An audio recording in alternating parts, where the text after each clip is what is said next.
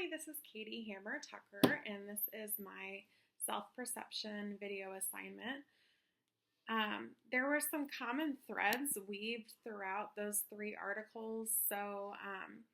From the Kouzes and Posner article, the AOTA Centennial Vision, and then the 2025 AOTA Vision Statement. One thing that stood out that was common throughout all three articles were the importance of teamwork and working together to achieve shared goals and visions, and the importance of being a leader to celebrate all of the successes of individuals and their contributions that make the team a team. So it's not just one person that's bringing something to the table. Everyone has something to bring to the table, and a good leader can recognize those contributions of every individual team member. I liked how they talked about creating a spirit of community in the Kouzes and Posner in the book, in the article, and how they say by fostering a community culture based on a shared vision, congruent values, and a commitment to ethics, leaders can create structural, sustainable changes that enable organizational successes.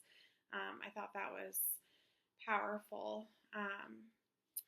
And they talk about the difference between managers and leaders, and how management really focuses on those organizational systems and processes, and doing things the right way, versus leadership really looks at not being afraid to go against the status quo, to change things that are not effective, and be open to criticism and challenges that might create new opportunities, and then looking to do the right thing versus doing things the right way. So there's really more of a push towards integrity.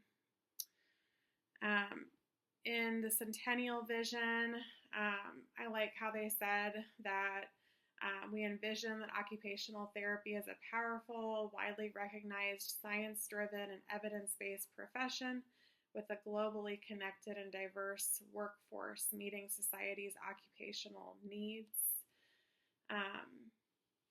And they talked about the 8 elements that they came up with to incorporate this shared vision of what occupational therapy will look like in the future.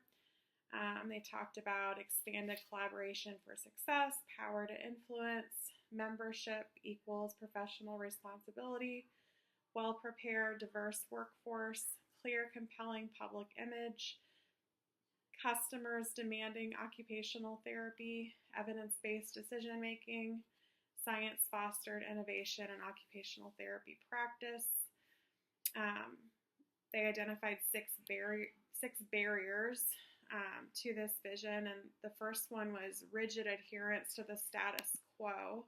I heard this concept brought up several times throughout those 3 articles about status quo, and how leadership is really not afraid to challenge that status quo, because that's how we get things done, and things that are not working well are just going to continue being that way unless we do challenge that status quo.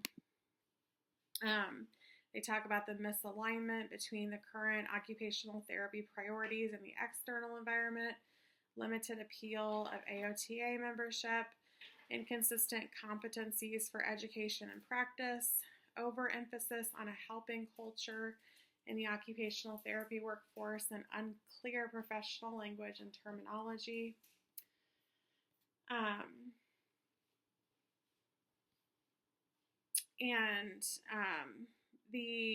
So a real life situation that stood out to me when I was looking through some of these leadership characteristics was there was recently a situation at the hospital that I work at on the weekends where a CODA is having a really hard time right now dealing with some mental health issues, really kind of getting burnt out, questioning whether she still wants to be in the field or not.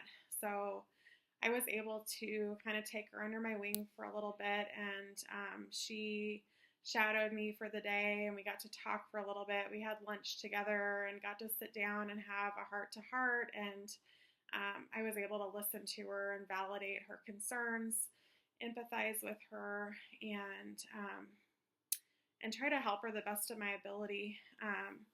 But the one that really stood out there was the encouraging the heart, where we can provide encouragement to others, because this is a hard field sometimes, and there is going to be a lot of challenging situations we're going to come across, and people who are going to pull at our heartstrings, and we all need to be in it together and help each other to the best of our abilities. I think all of us, there's going to be a time where we're going to feel down, and we're going to need that support and encouragement from our colleagues and our coworkers. So we're all going to be able to help each other. And I'm hoping that that I was able to help her a little bit, and then she'll be able to pay that forward and help somebody else later on who needs it. And we can just all do our part and help encourage each other and build each other up as much as we can. So that was the one that stood out to me there. And I just appreciate this opportunity to reflect on all of this great information. And this was really an awesome book. I enjoyed reading it. And I'm hoping to use a lot of these principles throughout my career. Thanks.